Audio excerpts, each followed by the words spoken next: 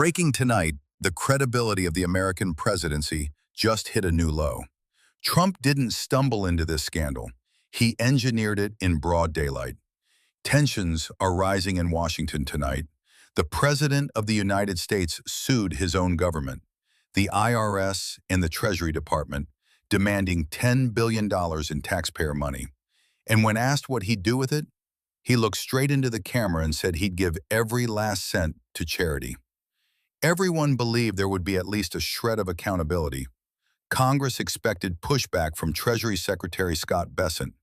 Legal analysts assumed Attorney General Bondi would maintain some institutional distance. The American public expected someone, anyone, to say no. They were all utterly incorrect. Washington, February 5, 2026. During a hearing on Capitol Hill, Democratic Senator Ruben Gallego of Arizona pressed Bessent on the simplest question imaginable. Where exactly would this $10 billion come from? And Bessent was forced to admit the truth. It would come from the agency's general account. Translation: American taxpayers would be writing that check, every dollar of it. And what happened next? The man who has been caught lying about charitable donations more times than most people change their passwords looked America in the eye and said, "Trust me, I'll donate it all." Dear viewers, let's be absolutely clear about what's unfolding here. This isn't a policy dispute. This isn't a legal gray area. This is a sitting president ordering his direct subordinates, Bessent at Treasury and Bondi at Justice, to hand him $10 billion of public money. And the only safeguard Americans are being offered? His word. His word.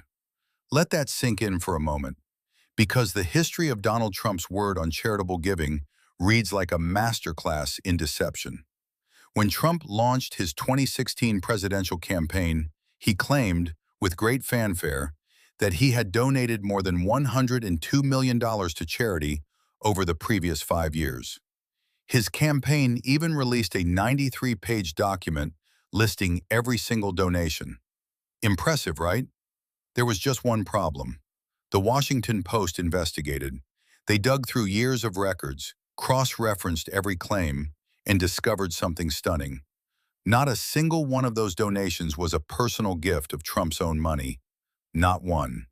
In the 15 years before he ran for office, Trump had publicly promised to donate more than $8.5 million to various charities. The actual amount that made it out the door? Roughly $2.8 million, and all of it funneled through his personal charity, the Trump Foundation. Now, about that foundation. It was eventually dissolved by court order. Trump was forced to pay a $2 million settlement because he had been misusing the funds. And how exactly was he misusing them? He bought 3 portraits of himself.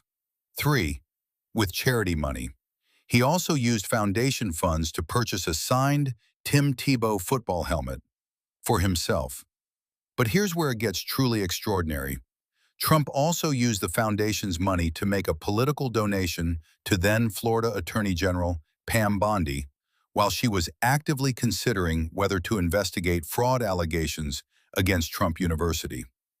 Bondi decided not to pursue that case, and tonight Bondi is the person Trump is asking to approve his $10 billion payout.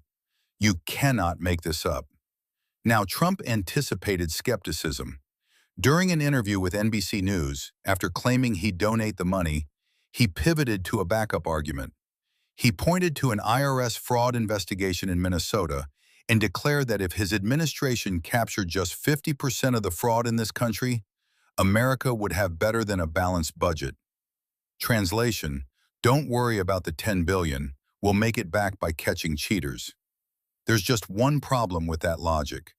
It collapses under the weight of Trump's own decisions. Government executive reported that the IRS has started pulling people from human resources, to process tax returns. Why? Because Trump eliminated more than 20% of the agency's workforce last year. The very agency responsible for catching fraud has been gutted to the bone. That does not sound like an operation built to recover billions in stolen revenue. That sounds like an agency being set up to fail. And that Minnesota case Trump keeps pointing to? The four lead prosecutors who built that fraud investigation have all quit. Every single one of them. They walked out as part of a wave of resignations following the Trump administration's aggressive operations in the state. Sources inside the Minnesota U.S. Attorney's Office told CBS News that staffing has collapsed to as few as 17 assistant U.S. attorneys, down from 70. The office that was supposed to be Trump's poster child for fighting fraud is now a skeleton. In crew. But it gets worse. The prosecutors who stayed aren't even working fraud cases anymore. Trump-appointed U.S. Attorney Daniel Rosen admitted in a court filing that his short-staffed office has been abandoning, his word, abandoning, pressing and important priorities to manage the flood of immigration cases the administration keeps sending them. So the fraud-fighting justification isn't just weak, it's actively being demolished by Trump's own policies. Dear viewers, here's what I need you to understand tonight. The $10 billion is not the story. Money can be recovered. Budgets can be rebalanced. Tax revenue can be rebuilt. What cannot be recovered is institutional credibility. When a president sues his own government for billions, orders his own appointees to pay him, promises to donate the proceeds to charity despite a documented history of lying about exactly that, and then points to a fraud-fighting operation that his own policies have crippled. What you're witnessing isn't a financial scandal. It's the moral bankruptcy of the office itself. The presidency of the United States was once the most trusted position in the democratic world. Allies built their strategies around American commitments. Trade partners structured decades of economic planning on the assumption that Washington's word meant something. That assumption is dead, and nobody understands this more clearly than Canada. Because while Washington drowns in self-dealing and institutional decay, something remarkable is happening north of the border. Canada isn't breaking away from America. Let's be precise about that. This isn't a divorce. This isn't hostility. This is evolution. For decades, Canada's economic strategy was built on a simple foundation: proximity to the world's largest economy. American stability was the bedrock. American institutions were the benchmark. American markets were the default destination. But when the foundation starts cracking, you don't keep building on it, you reinforce your own ground. And that's exactly what Ottawa has been doing. Trade diversification isn't a slogan anymore, it's policy in motion. New partnerships with the European Union, deeper engagement across the Indo-Pacific, strategic investment in domestic supply chains, and a fundamental rethinking of what economic sovereignty actually means in a world where your largest trading partner can't keep its own house in order.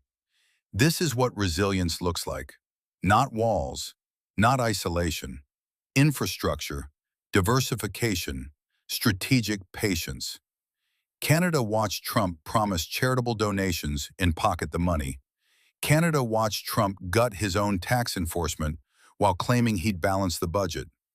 Canada watched Trump order his subordinates to hand him billions of taxpayer dollars with zero institutional pushback. And Canada drew the only rational conclusion: you cannot build a national strategy on the reliability of a system that has stopped being reliable.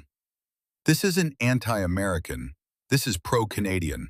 There's a difference, and it matters. Tonight, the question isn't whether Trump will actually donate $10 billion to charity. We already know the answer to that. His track record speaks louder than any press conference. The question is, what happens to a country when its institutions stop functioning as checks on power? When the Treasury Secretary admits taxpayer money is being funneled to the president, when the Attorney General has a documented history of looking the other way, and when the agency responsible for accountability has been stripped to the point where it can barely process tax returns, let alone catch fraud. That's the question America needs to answer. And while America searches for that answer, Canada is already building something different. Not perfect, not invulnerable, but independent, diversified, resilient. Because the lesson of this moment isn't that one president lied about charity. Presidents have lied before. The lesson is that the system designed to catch those lies, the prosecutors, the agencies, the institutional safeguards, is being systematically dismantled by the very people it's supposed to hold accountable. Canada sees this. The world sees this. And the countries that act on what they see, the ones that diversify, that strengthen their own institutions, that refuse to anchor their futures to someone else's dysfunction, those are the countries that will define the next era. Canada intends to be one of them. If this story matters to you, if you believe Canadians deserve to understand what's really happening south of the border and why it matters for our future, subscribe to this channel, hit that notification bell, and share this video with someone who needs to hear it. This community is growing every single day, and every voice makes it stronger. This is Canada Next, and the future belongs to those who prepare for it.